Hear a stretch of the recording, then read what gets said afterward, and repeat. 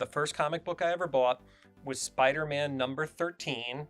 And it was a very iconic cover. One of the most famous Spider-Man covers ever was done by Todd McFarlane, and it's Spider-Man kind of like hunched over in a very famous pose that has been redone to death as an homage by a million artists. That was issue number 1. On number 13, he did the exact same pose in the Spider-Man symbiote suit. And that was the first thing I ever bought. Literally bought it off a spinner rack at the comic book store. So I was a Spider-Man guy growing up.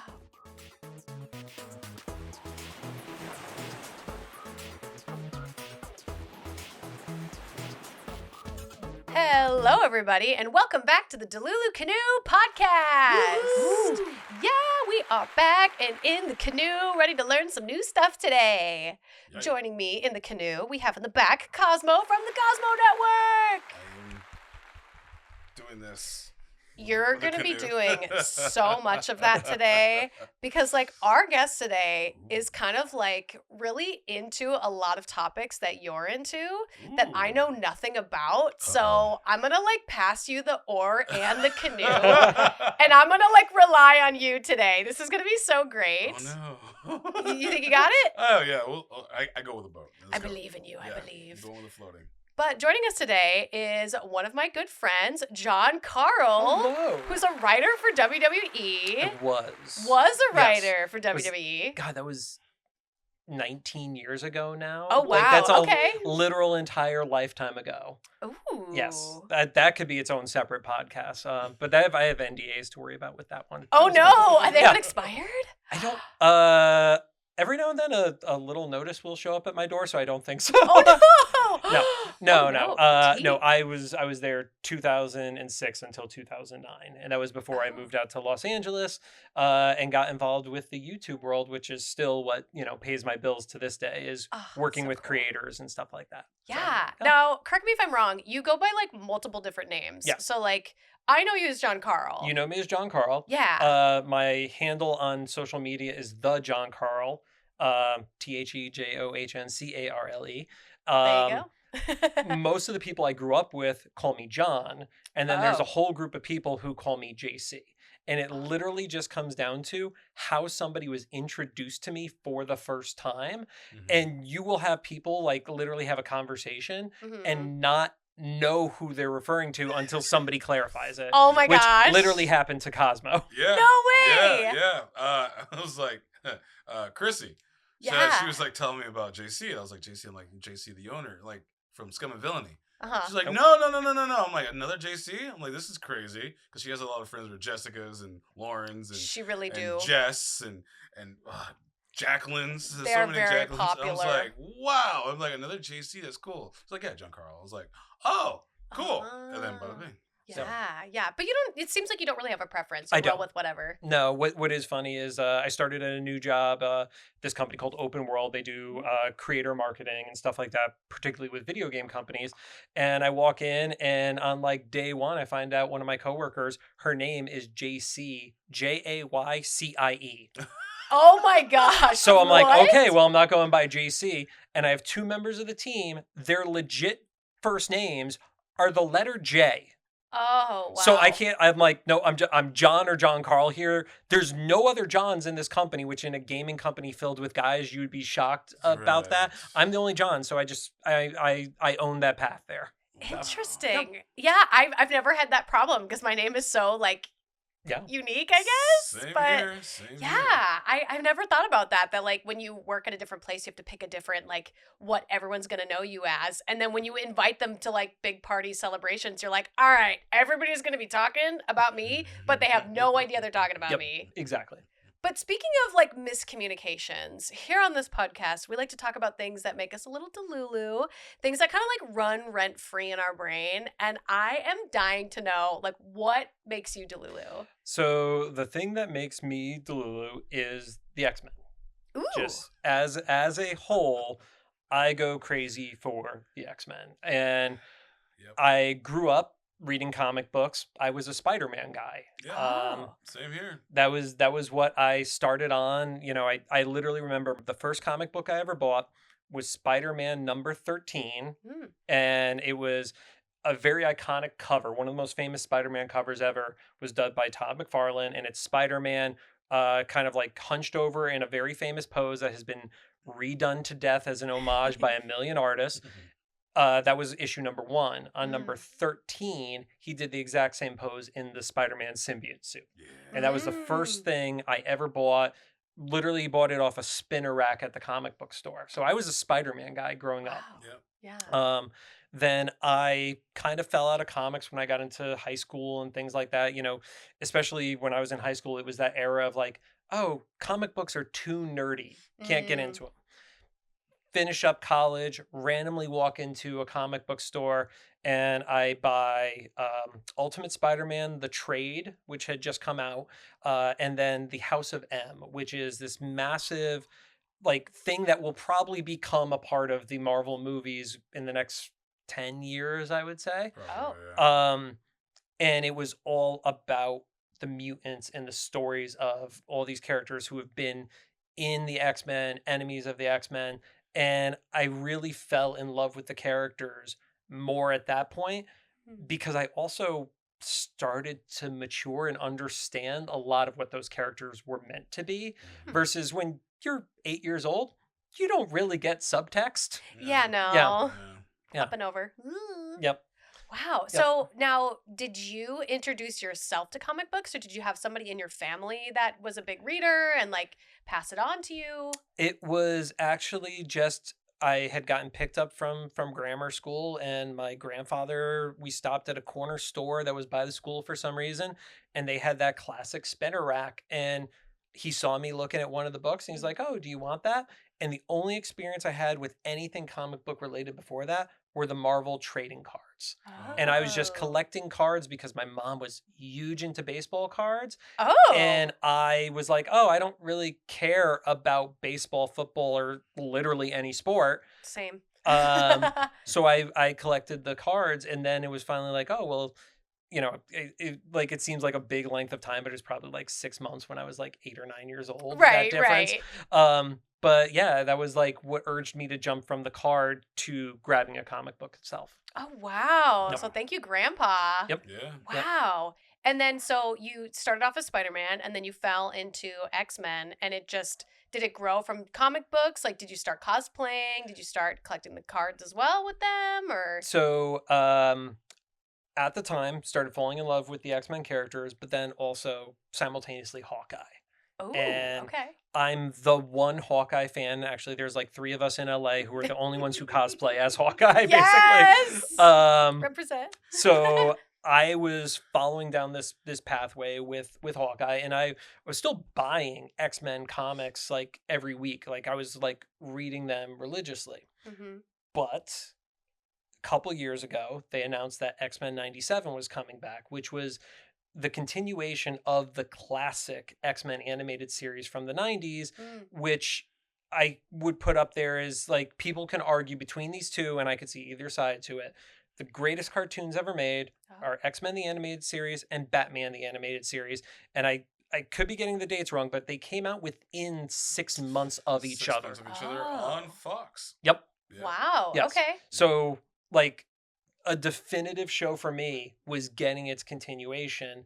And that was where I just dove deeper and deeper into the X-Men world. Yeah. My friend Rod Kim and I, we'd known each other for, almost a decade. And he's this incredibly talented musician. He's recently popped off on TikTok by giving analysis of like pop music from the 90s and 2000s. We'd never figured out a thing to work on together. And randomly I was just like, should we do an X-Men podcast because X-Men 97 is coming out? And we decided on doing the week-by-week rewatch of that original series, which was 75 episodes. Wow. Oh my gosh. How many episodes deep are you now? So we have completed the entire run of X-Men the animated series. We've completed the entire run of X-Men Evolution, the first season of X-Men 97, and currently we are 6 episodes into Wolverine and the X-Men, which was the 3rd animated series for the X-Men. Wow, so you've been doing some work. Yeah.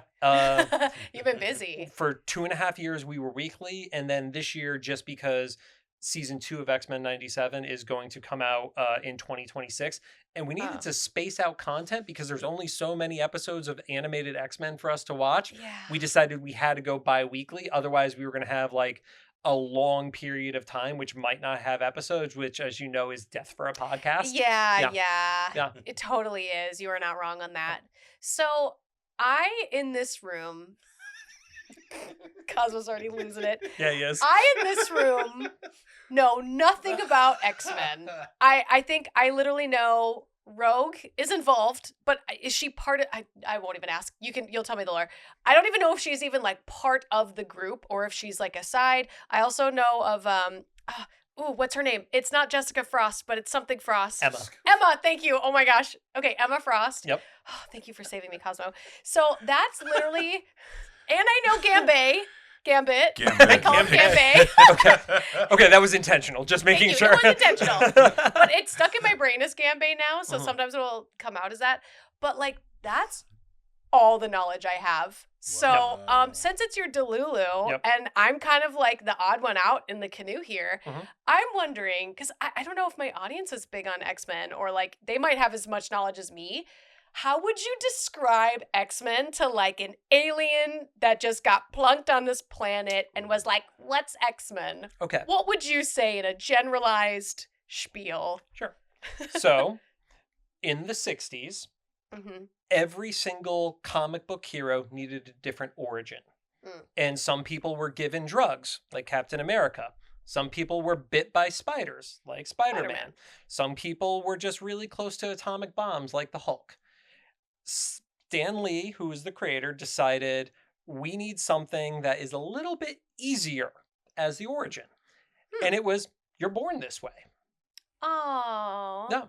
And they don't really start to see signs of it until they hit puberty. And that's when people develop these powers where their body is changing in a very dramatic fashion at also the time where hormones are going crazy within their body. Okay, I love it. Yep. I love that. Yep. It was the next stage of human evolution. Oh. Yeah. Yep. Ooh, okay. So there's this one guy, Professor X, Charles Xavier, because names were not the strongest suit from the 60s, who decides to create a school for what he calls gifted youngsters. And it is the first group of mutants ever put together as a team. And that is the original 5 X-Men. Oh, okay. So I had no idea that there was like a school lore with it. So they start off as like in the animated television show, do you see them as like teens or are they primarily adults? So when X-Men, we'll call it 92 is the one from the 90s, 97 is its continuation. Oh, okay. In 92, almost everybody is an adult at that point, but they introduced the character Jubilee, who had been around in the comics for a little bit of time, but was not all the way back to the 60s, as the eyes of the viewer. And Jubilee is the only one who's actually a teenager. So she's the only one going to this institute where it's all these other people who've grown up, learned to control their powers.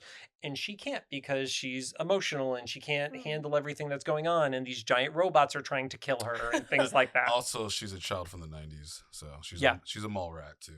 Oh, yeah. Okay. One of the favorite quotes from her is something to the extent of, does a mall baby love chili fries?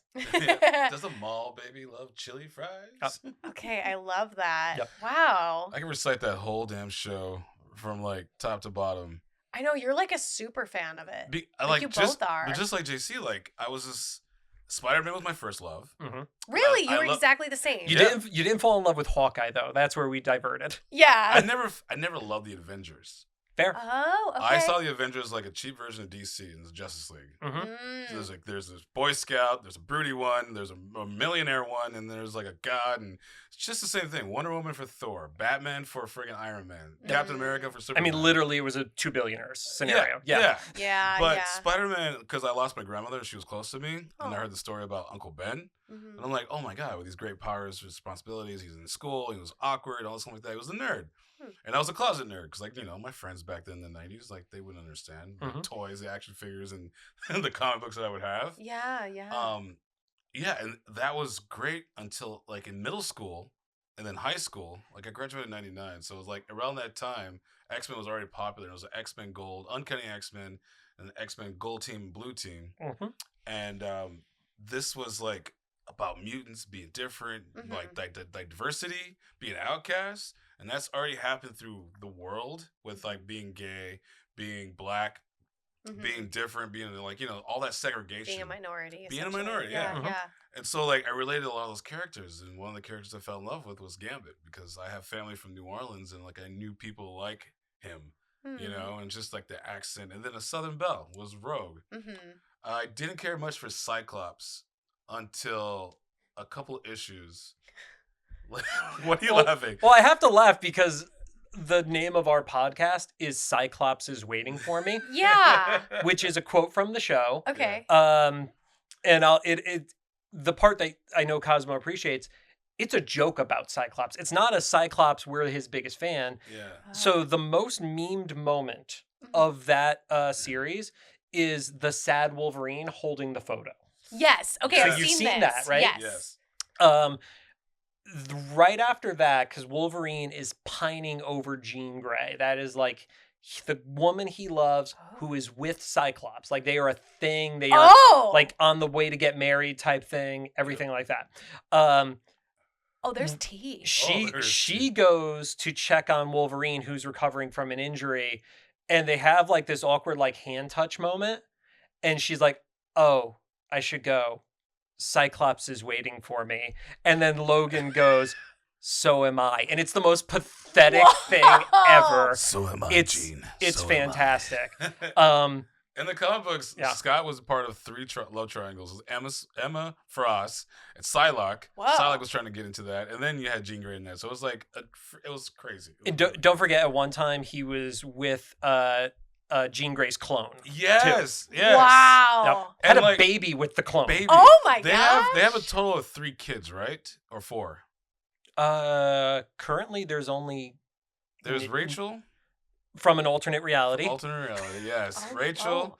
Nathan, who was Cable. Cable. And then was Nathan... Nate. But Nate's also another reality. Yes, because it was X-Men. Oh my Yeah, that's Nate. That's Nate. Okay. Yep, so that's from the Age of Apocalypse.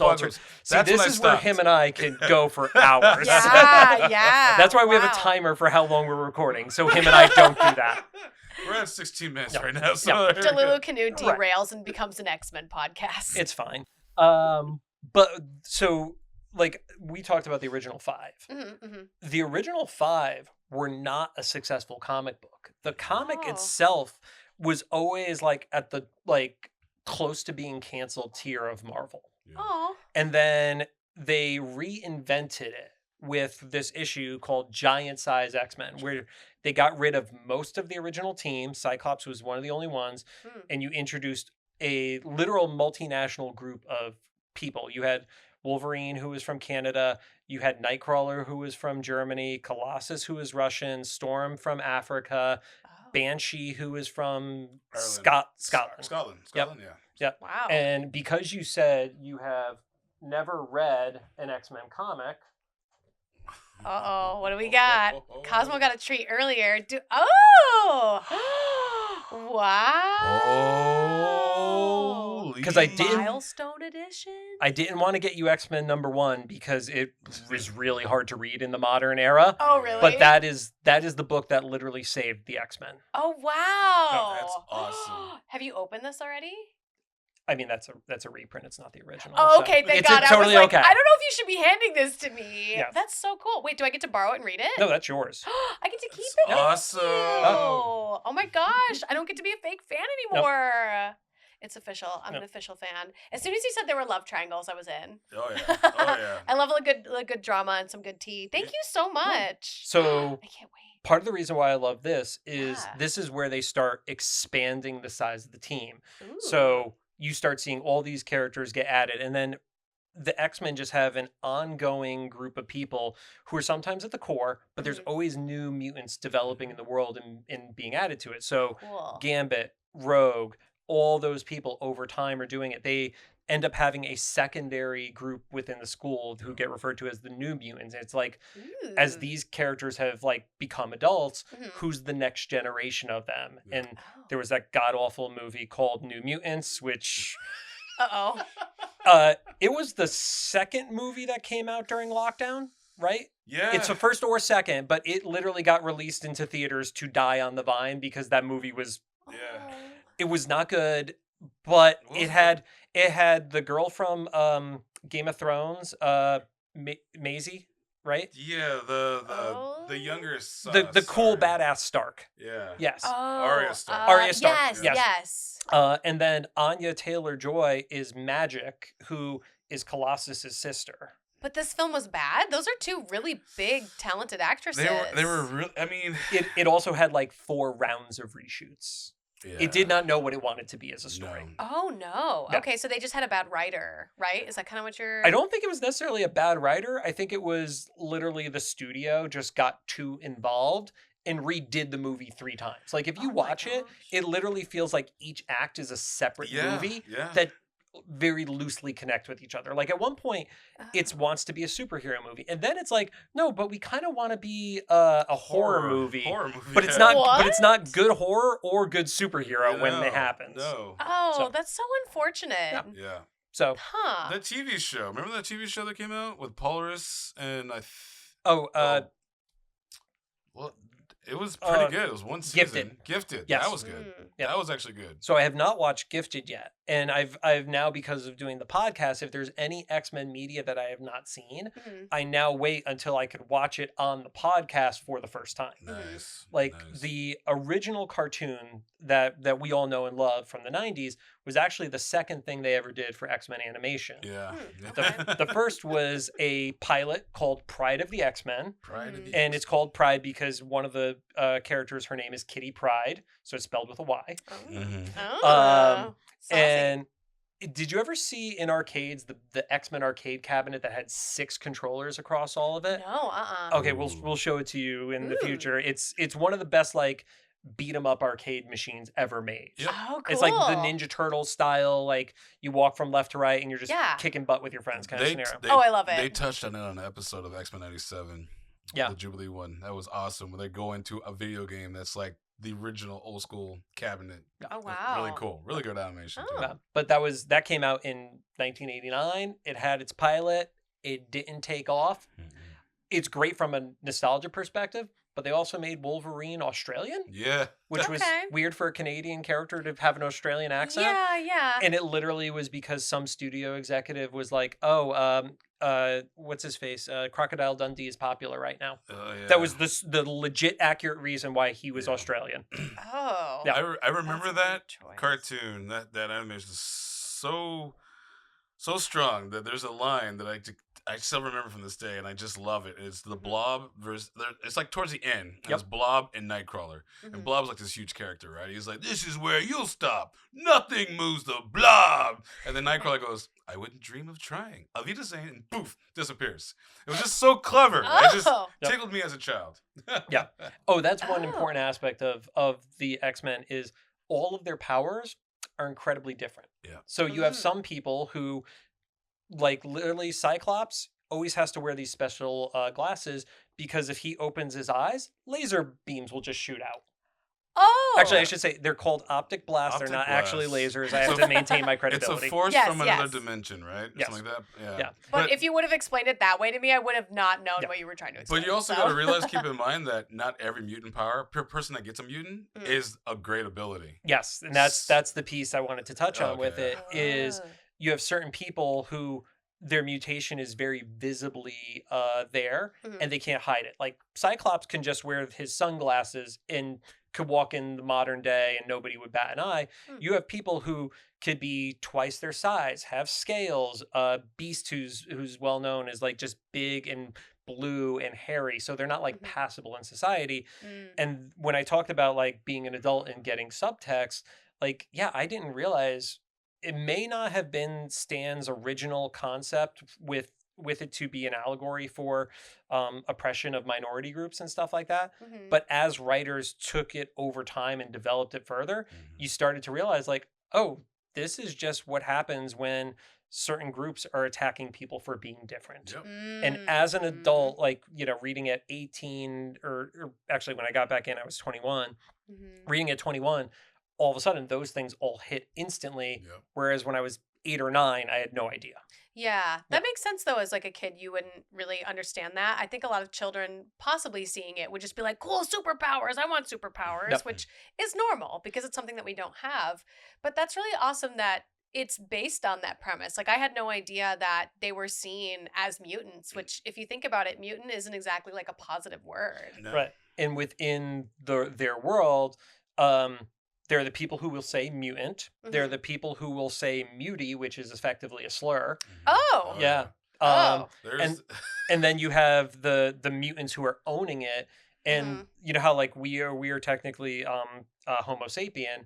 The scientific term is Homo superior. Yeah. Oh. So it's literally like, this is a power move when I'm calling myself Homo superior as a mutant, where you're giving me, the slur version as you're like, they have people protesting against them. And they're called the Friends of Humanity, who are the people that are like, we have to keep the gene pool pure. And then like even extremist religious groups, there is a group that is literally called the Purifiers. And, they think they are on a mission to do this. And, the X-Men have to be better than them.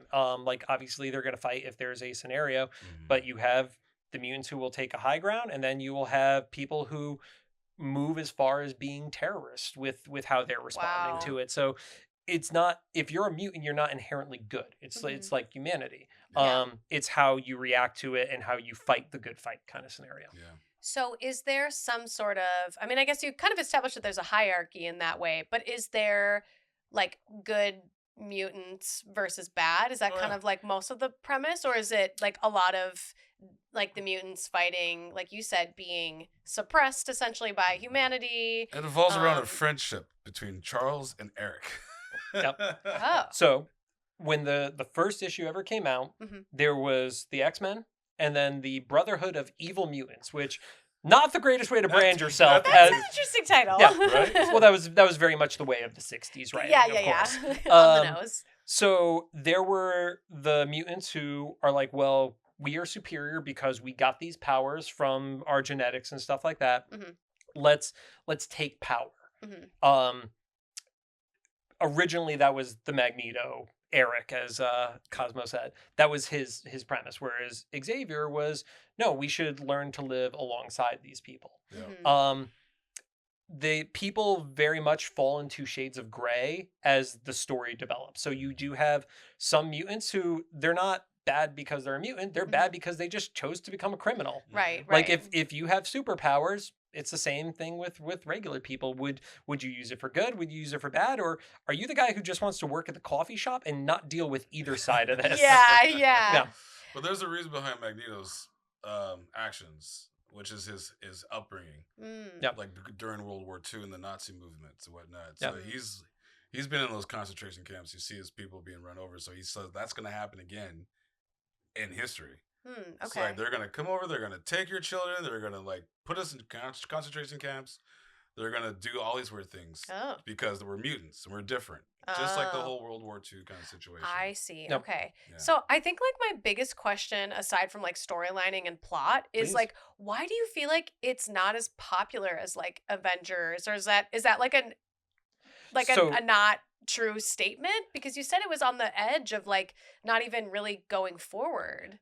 Well, there was the original story just kind of got flat. They were basically doing like villain of the week month stories in the comics at the time. Okay. And you had bigger books. Like Spider-Man to this day is Marvel's #1 mover of comics. They've gone up and down, but the Fantastic Four, especially in the 60s, where it was like, this is Marvel's family. They were also super popular. So the X-Men didn't really like hit until Giant Size X-Men happened. Yeah. And then they were I'm just going to mess up the timeline, Cosmo. No, I know no matter what I say, I'm going to get the wrong one. So the first Marvel movie that hit big was Blade. And then it was X-Men and then Spider-Man, right? Yeah. In 2000. Yeah.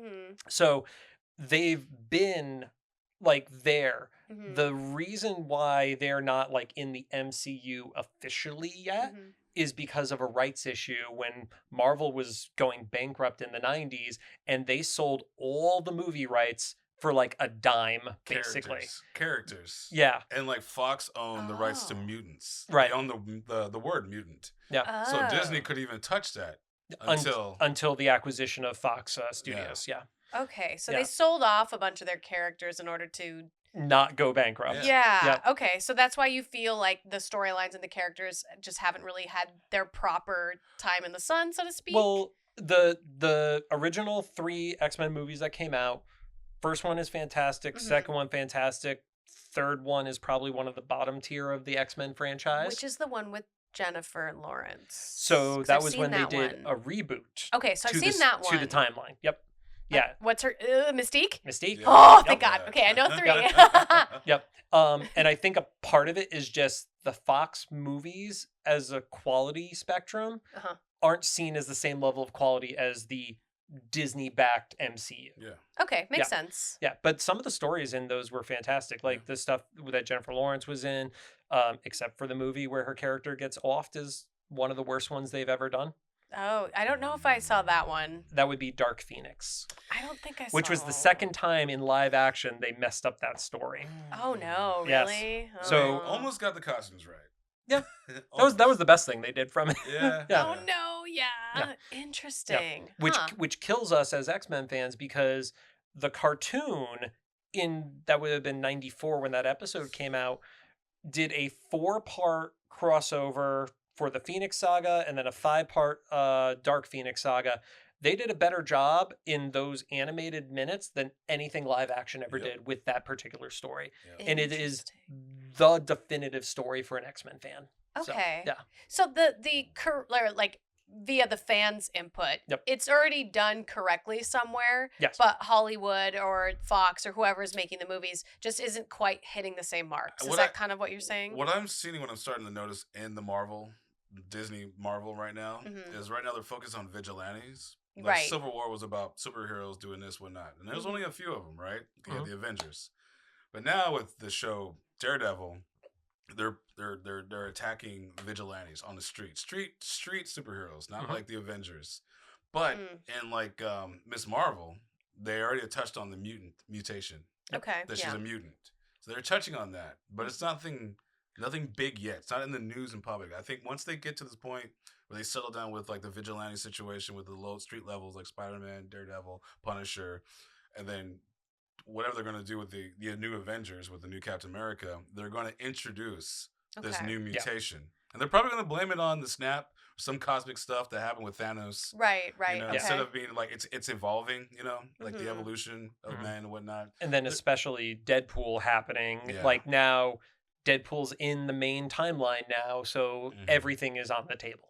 Yeah. Okay. Which is Huh. a good move for Marvel Disney because Yep. they're like 'Cause it did good, I thought. Oh, it did really good. amazing. It did Yeah. really good. Yeah.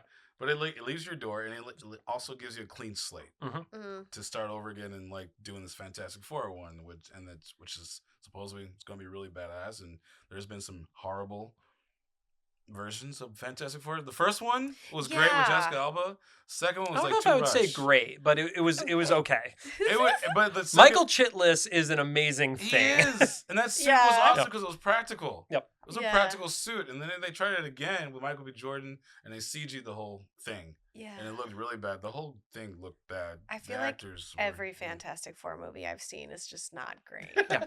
But like I was a kid, so how did I clock that as a child? I will never know. You had but That's taste. good. That's You all. I had guess taste. I You had really taste. must have had Yes. some taste back then. So I guess my next question for you is like, which character in that universe do you relate the most to, and did it help you like fall in love with the franchise more, or do you feel like you just identify with all of them in different facets of your life? In like the cartoon, the comic, or just any of it. I would say any of it. Like, there's Mhm. got to be one above them all that you're Yep. like, I'm like that. I think they're like, and I use the Hawkeye example because from an Avengers standpoint, I just absolutely always identified the most with Hawkeye as a character. In every version of that team, I just connect with him. And maybe it's because I have a little bit of imposter syndrome, like just as a person, because he is the guy who is literally just good at shooting arrows in a world where he's literally on the team next to a god and a super soldier. Oh my gosh. With the X-Men, I feel connections to different members of the team for different reasons. Like, there's something about Cyclops where he's kind of the Boy Scout, but he also like is doing everything with best intentions. And when stuff is really, really going wrong, he's the guy who has to pull people together and push through. And I love that. And then there's something like Wolverine, who's the extreme side of stuff where, oh, I sometimes have to be the bad guy. And it's not because he's being a villain, but he's like, something bad is happening and I need to go in there and fix it. And I don't care if there's tears and stuff like that from it. It's going to be bad for people. And then there's just kind of like, you know, you love a character like Jubilee, who I mentioned earlier, who is giving an innocent perspective on the world when there are literally giant robots going down the street trying to like capture her and stuff like that. Wow. And then like even a character like Iceman, like he's also surprisingly like one of the 12 most powerful mutants on the planet, and people wouldn't think that because he was always just a goof and it was him not living up to potential. But the character about 8 years ago now, I could be wrong on the dates, came out. And it was crazy to watch because the reaction to it is what I've seen with a lot of people, myself included. Like when they came out, people are like, oh, well, Bobby can't be gay. Bobby's always dated women. I'm like, have you ever met a gay person who's come out? Yeah. Because the same thing gets said about anybody who was not, quote unquote, like obviously gay. Right. And like, I feel like that's such an ignorant thing to say because obviously, like, you have to start somewhere, you know, and that's the only way to figure out who you are is that you try different things in life and figure out that like, oh, I didn't really like that experience, or oh, I don't really feel like I meshed with this person. So of course you're probably going to date somebody that you wouldn't end up with, whether it's their gender or whatever the case is. So that's, I don't know, that's ignorant speaking when people say comments like that, in my opinion. But it was also the experience of seeing it with a character that I thought was fantastic, because like that's a whole conversation that some people just don't end up having, because when you come out there, the people who will just disappear from your life and you never have that conversation with them. But seeing how people were reacting to a fictional character that they always read as straight, then coming out, it was like, oh, there's lots to like learn about the experience for it. Yeah, definitely. Oh, I love that. Oh, I love the layers of this too. Like I literally, like I said, knew nothing about X-Men at all. So it's fascinating to hear that there's so many layers to it. And it's also kind of sad that it hasn't really had its moment quite yet, but it sounds like it's coming. It's coming. So, and that's the good news out of all of it is that like, unfortunately, sometimes they have to make a bunch of bad movies before it gets to like the real good. That's what I always say. Yeah. Like, look at Michael Bay in Transformers. He messed up the whole storyline. But you got Bumblebee eventually. But like he made it look. He's like he showed people this is what it could look like. Yep. Right. And then somebody like pull back the camera, and like let's give it a story. And boom, Bumblebee and the rise of the Beast imager. And I was like, beautiful. That's a good example because I remember seeing the first Transformers and being a young girl. It was not exactly my cup of tea of a movie, but you're not wrong because Bumblebee was great. Yeah. So there is one other character I have to shout out. So if you go back on my Instagram, there is a picture of me in a white dress with hearts on it and a blonde wig with pigtails, alongside Chrissy and our friend Michelle. There was a comic that came out a couple years ago called X-Terminators. The entire premise of this book is the character Dazzler, who is a former disco queen, gets broken up with her boyfriend at a bar in West Hollywood, and she's like, I need to get drunk.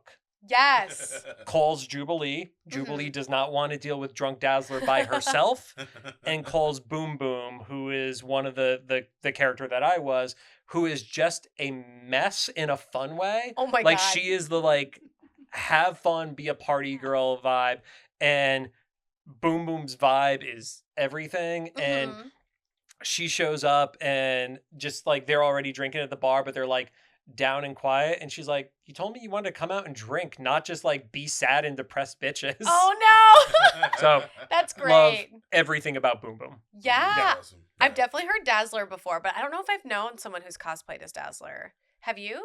I've only done Boom Boom. Somebody has mentioned Dazzler to me, and I I've don't know seen who. Dazzler once at a con, and it wasn't even in California. So I was Oh, like, okay. I'm like, that was badass. Yeah. They had like the old '60s look. The Yeah. headband, little like brown leather jacket, and Oh, that was 80s look. '80s look. Okay, Original yeah. 70s look 70s. is literally like a bejeweled like disco skater look kind of. Ooh. Like she literally would skate around.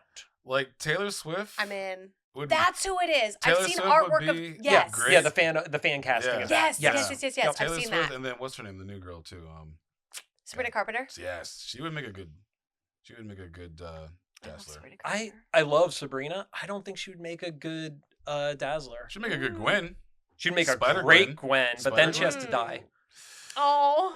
No, Spider Gwen. Oh, Spider Gwen. Yeah, Oh, okay. alternate universe. Give us Miles Morales and Fair. Spider Gwen. Yeah. Something like that. Yeah. Yeah, there you go. Okay, I love that. So do you have any cosplays coming up that you're going to be doing more X-Men? We need to start figuring out San Diego. I'm Ooh, you I'm got a not plan? I'm not gonna have time to get something done for WonderCon, but Me either. I have to figure out San Diego this year. I'm so bummed. One of my big WonderCon builds, I just found out won't make it. in No. time. Yeah, I'm having that sort of like sad moment of Yeah. like, I guess my dreams won't come true, but it's okay. There's Yeah. been a lot of life happening. So WonderCon is for me though is going to be very focused on crossing paths with a bunch of the cast. So I have like my prized X-Men possession because I love the comics and everything like that, but the show is always what has captured me the most. Hellfire Gala issue that came out in 2023. They did an alternate cover, which was the first comic book cover that had the X-Men 97 art style on it and it has almost every member of the team on it. I have gotten over 20 autographs from the various voice actors and creators of the show. Whoa. So Lenore Zan, who is the voice actress for Rogue in both 92 and 97. Yeah. AJ Locascio, who's the voice of Gambit. The original Jean Grey from 92, Catherine Disher, who is Val Cooper in the new one, the original Nightcrawler who's come back to the show. Oh, wow. Our mutual friend Isaac, who is the voice of Bishop. So we've gotten all these, and I'm thrilled because one of the only people I haven't been able to cross paths with is Ross Marquand, who is the voice of Professor X. Most people know him because he was in The Walking Dead as the character Aaron. But okay. in the year I've been getting this comic signed, sadly, I've just not been able to cross paths with him, so I get to check him off the list at WonderCon. Ooh, Yeah. oh, that's so exciting. So wait, did you buy like the meet and greet with him? Is that how you end up getting autographs? Or just because you know people, you're like, hey. So there is a company called Unknown Comics who they have like made it their thing at a bunch of the big shows that they do a big all day signing with all the X-Men people. Oh. That's awesome. The moments are fantastic because I walked up to Catherine, who is the voice of Jean, who said the line that's the namesake of our show. Yeah. And I was like, before I have you sign an autograph, I'd like to give this to you. And I have little enamel pins that have the name of our show on it. And she literally like looked at it and she like paused for a second and she goes, I said that. And it was like the coolest feeling. You're like, yes, you did. So she was fantastic. And then who she shared the scene with is Cal Dodd, who's the voice of Wolverine. And at San Diego, there was a line for everybody. Every, like, their voice of Storm, Modern Jubilee, Original Jubilee, Sunspot. Everybody had a line. Cal Dodd, who's Wolverine, had the longest line. And I was like, no disrespect to him, but, like, his is so much longer than everybody else's. And it's because he literally spends like 5 minutes with every single person I love that. to give like a moment with people. I So love that when they do that. I just like, yes. Yep. I'm like, I'm sorry, I'm holding up the line. Like Jason David Frank used to do that. You know? He's like, oh, I'll take a minute. Let's do a picture. I'll sign this. Let's talk about it. How you doing? Blah, blah, blah. And he's like, he'll stay at the end of the con. And when the con kicks him out, he'll go outside and do the rest of it. Wow. Like that's that's so hardcore. nice. So like when I handed it to Cal's reaction, he does this more flawlessly than almost any other voice actor I've met, where he drops in and out of the voice like perfectly. Wow. And Wolverine is this like rough, gravelly voice that I'm butchering right there. He's really rough. Yeah. Like that. But he was literally like replaying the scene in the character. And I'm just like, this is the coolest moment. Oh, Yeah. I love that. Yeah. Oh, that is so fun. Yeah. The only other person who is not even a major character on the show who did this, David Arrigo Jr., who's one of the voices of Phineas and Ferb, and he's going to kill me because I don't remember which one he is in the modern Phineas and Ferb. Yeah, I'm a big fan of Phineas and Ferb. Okay, so well, one of the two of them. One of the kids? Yes, is 4 different characters on the X-Men show. Interesting. And when we had him on our podcast, we have a software to help us do our edit that will identify how many people are talking. He hit our maximum limit because he went over the number for our paid version of the software. Because they're like, you have 14 guests on the podcast. And it was 3 of us. We were like, no. Yes. Wow, he was on your show? That's so cool. We've been very fortunate that we've had a number of the voice actors on our show. Yeah.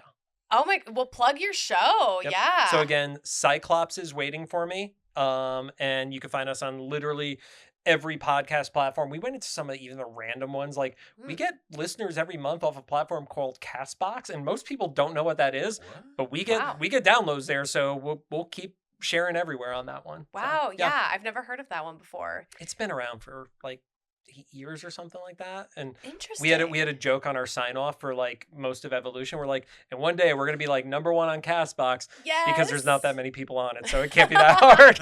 Do you use what's it called? It's not Repurpose, but there's a Restream.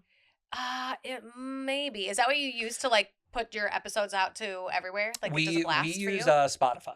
So with our Spotify thing, it goes to all the major podcast servers for us. Oh, interesting. And then I have to manually upload the video version to YouTube because we're yeah. I have to do that too. Yep. But I think I use what is it called? It starts with a C. I'll send it to you. Yes. I'll look for it.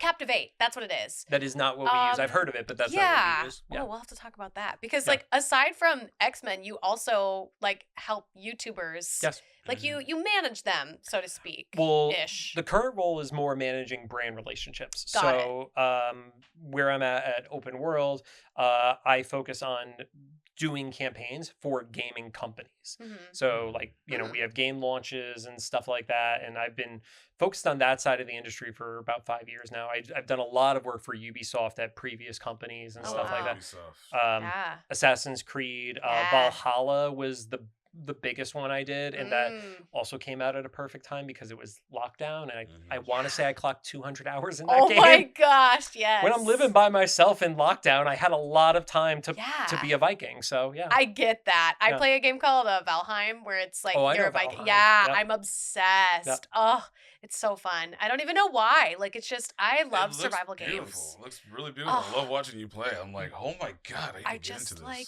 could sit there for 8 hours and play that game, but I have to go and have a life, so I can't. I'm the same way with Fortnite. Thank you, Chompy.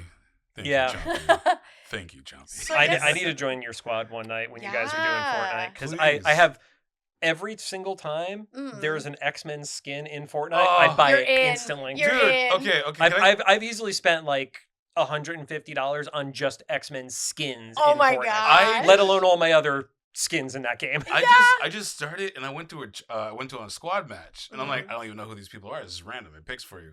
Yep. And I get there and I'm like, we set our markers where we're all gonna meet up. And as soon as I get there, I'm like, Magneto, Gambit, and Rogue. Yep. I'm like, I'm on a team with like some of my favorite X-Men. So I'm like, holy crap! Of course, they didn't play well, but I ended up saving them a lot. But it was really fun. It was really fun. That'll be me my first time when I play Fortnite. Oh my God! But I guess my last question for you, which I don't know if you'll even have an answer to this, but how does your love for X-Men help you with your day job?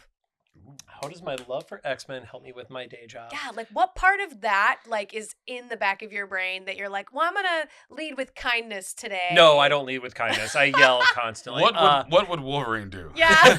Yeah, I've gotten fired for stabbing people with knives between my fingers. Oh my gosh. No, I think the thing that ties most to what I do for work is, even though right now I'm on the brand side of conversations, I still have the creator's mindset.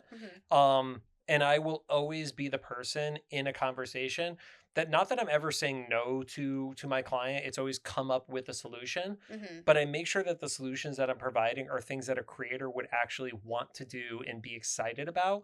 I think one of the biggest challenges in influencer marketing or creator marketing, whatever your preference on calling it is when you have people who don't consume the content trying to dictate creative. And sometimes they treat it like a commercial.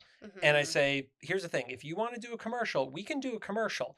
I will deliver all these assets to you. You're going to get this beautiful thing, but the only way you're going to get views on it is you have to run this as media on Instagram or TikTok, etc. That's how you're going to get your views. Right. If you want to be able to connect with this person's audience, which is why you're paying what you are paying them, we need to think of this as what is content that they want to actually watch. And the podcast, and I've done live streaming and stuff like that over the years, like just always having what would an audience want and an audience enjoy, because that's what you as creators especially like to do. You don't want to be forced to read a script unless you're literally acting in a movie or a commercial, right? Yeah. It's a little different. Yeah. Right. But if you're making something for the people who have given their their time in their investing in you, you want to give them cool stuff to watch, react to, etc. Right, because then the ad or the run will actually perform well and you'll get results, because it's not them being like, oh darn, are you bored and want to play a video game? Try this game, like it's people can tell. The authenticity is so easy to read these days, and I'm sure you know, because you see it all the time where people are like, My favorite story was I was repping, when I was still on the talent representation side, this creator who does like visual film effects type stuff. Think very corridor digital style of content. It was a one-man studio. At the time, he was living in Russia. Oh. And he got his first big check ever because me and one of the sales guys I was working with got him Z Nation, which was a show on Sci-Fi. I love that show. Wow. So he got well known on YouTube for doing things with kittens in his content. And the brand was like, we want to tap into this. What is something that you can do that is safe? Obviously, they don't want to put a cat in danger with zombies. And he literally goes, well, what if I did kittens versus zombies? And we're like, that sounds like YouTube crack. Let's do that. Yeah. So we're like, cool, God. give us a like half-page treatment. We'll get it approved, and then we go into the scripting process. Brand had the most minor notes possible. Like it was like one or two things that were just like pseudo brand safety-ish, but everything else was like cool. And if that's how a brand is treating it, they're just like, we just have certain lines you can't cross. For sure. Okay, totally get that. Yeah. That video I checked in the fall, has 275 million lifetime views. Oh my! And that was a branded piece of content. Wow. Yep. And that's incredible. So that the channel Mr. TV Cow, and the video is called Kittens versus Zombies, and I am so happy we got to do that for him, because like it was like he was doing well off of YouTube views, but like this was like enjoy, and like you got to give him that first big moment of cashing in, Oh my gosh, that's incredible. That is such a great story. It's fun. Wow. Oh my gosh, so I always inspired. say it during job interviews. Yeah. Oh, totally. Yeah, I got this brand almost 300 million lifetime views. Yeah, that's incredible. Yep. Well, tell our audience where else they can find you. Mention your podcast again. Sure. So podcast is the spot I always try to drive people to the most, and it's Cyclops IWFM Pod, which is Cyclops is waiting for me, because we made the mistake of making a name that was too long, but we like our name because it's a joke on Cyclops. Yeah, totally fun. But if you just go into any of the podcast apps, just search Cyclops is waiting for me. For almost all of them, we're just like the autocomplete for Cyclops, which is pretty cool. Perfect. And then you can find me on Instagram and Threads and Blue Sky at the John Carle, TheJohnCarle. Because I'm off of the trash fire that is Twitter right now. Yeah. I'm not a Never big been fan on of Twitter. Nope. Well, Well, we're gonna actually take this over to Patreon if you're cool to stick around, because some of the patrons have some like really fun questions for you. Okay. And I might have accidentally asked you a couple of them just like in our conversation, but like no worries. We'll make up other ones. It's fine. Exactly. Yeah, they don't need to know. So come join us on Patreon. If you don't know, we're monetized now on YouTube, but we barely make like $2 a month off of our views, which is really cool because we have Patreon where there's so many of you that support us there. But if you're considering it, our lowest tier is $5. So that's literally like a coffee at Starbucks. If you could skip that for the day, that'd be great. And come hang, because then you get to see the extended cuts of us interviewing our guests. If you join the $10 tier, you get to ask them questions, and there's no question too spicy, too saucy. We will ask them every question you turn in. Don't worry, none of yours are spicy. Now I'm disappointed. Unless you they're want not. one. Yeah. Well, next time we'll have to have you come on as your drag persona. Okay. That would be really fun. I'll come on as the Boom Boom cosplay. Yes! Oh my gosh, I'm dying. Yep. That'd be so much fun. So we're going to take it on over to Patreon. Come join us. And remember, everybody, to stay Delulu, because that is the Salulu. And thank you, Cosmo, for producing. Stay Delulu. Bye. That's my Chewbacca. I have a baby one. Baby Chewbacca.